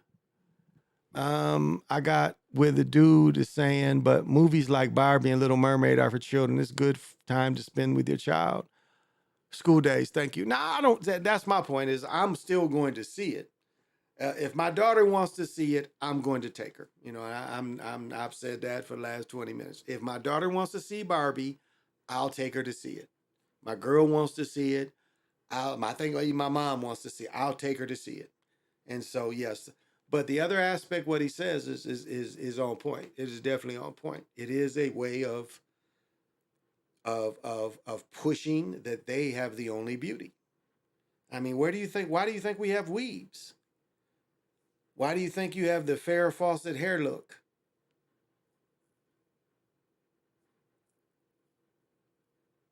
I mean, how did beauty change so much from 1980 to now?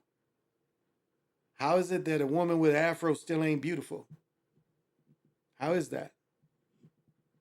How is natural hair still not considered beauty? Because let's we have a lot of women, melanated women, that have short hair. And it's like if they can't perm it or put a relaxer in it, they got to put a cap on. Why is that? Why is that? People forget that long eyelashes came out in the 60s. It returned in like 9 or 10.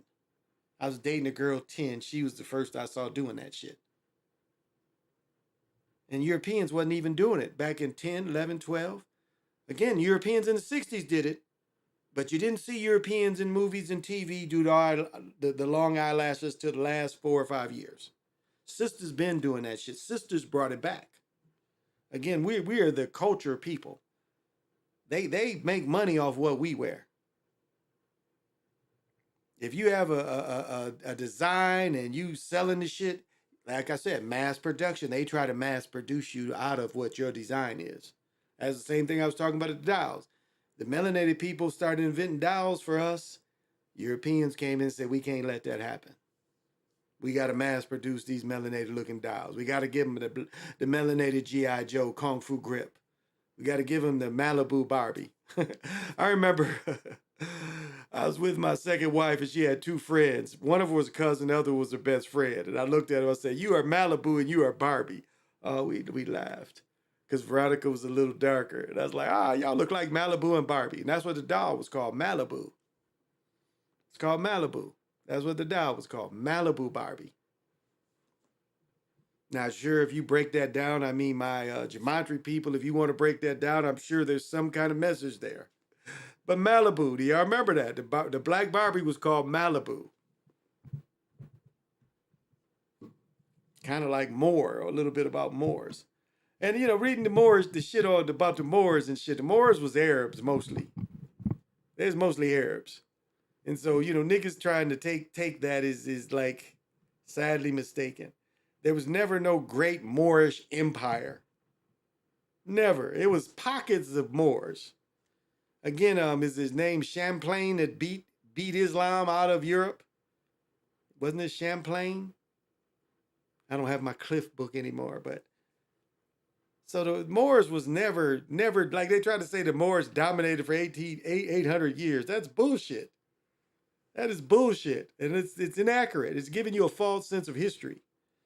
Now, did melanated people live in Britain, Ireland, Scotland? We know they did. Melanated people lived in Europe too. So they didn't have to be Moors to live there. They lived there before the Moor invasions.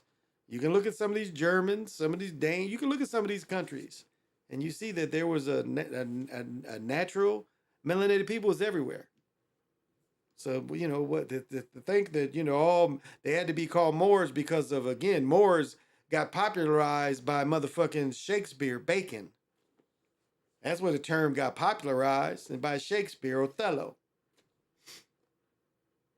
That's what popularized the word. So just wanted to put that out there. And then, definitely wanted to send the hero twin energy out there. I had to bring one of my heads up. I keep one of these in my car.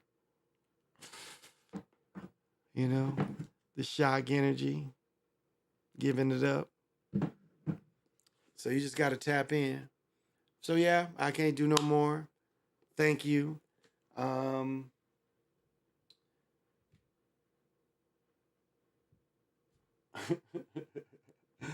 What did we say, Gunner? My word, can't be my equal, I don't know what you heard.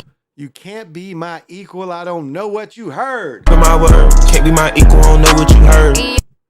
I need y'all to, let me see if I can find this shit. I need y'all to,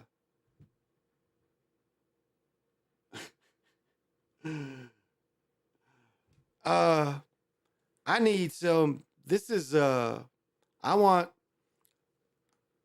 just gonna let y'all hear this shit. I'm trying to told you, you just went heard me, man. I tried to told you. I'm trying to told you, you just went heard. I tried to told you. I'm trying to told you, you just went. I tried to told you. I'm trying to told you, you just went. I tried to told you. I'm trying to told you, you just. So I tried to told you. I don't know what the fuck that means, but this nigga knows what it means. I'm trying to told you. I tried to told you. So remember that. When you think of me, remember I tried to, what? I'm trying to told you. I don't know what that means. I don't know what I tried to told you. I don't really know what that means, but I like the way it sounds. I'm trying to told you. I tried to told you. I'm trying to told you. And this man goes around the country telling jokes, but he says, I'm trying to told you. I tried to told you. So I'm gonna let y'all go. I tried to told you.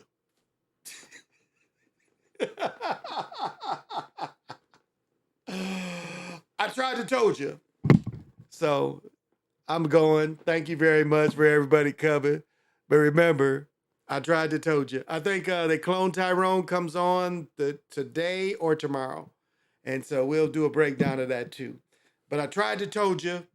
Until we meet again, say less.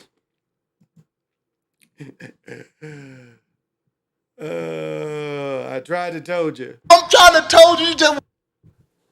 Me and Bubba trying to rescue some kittens.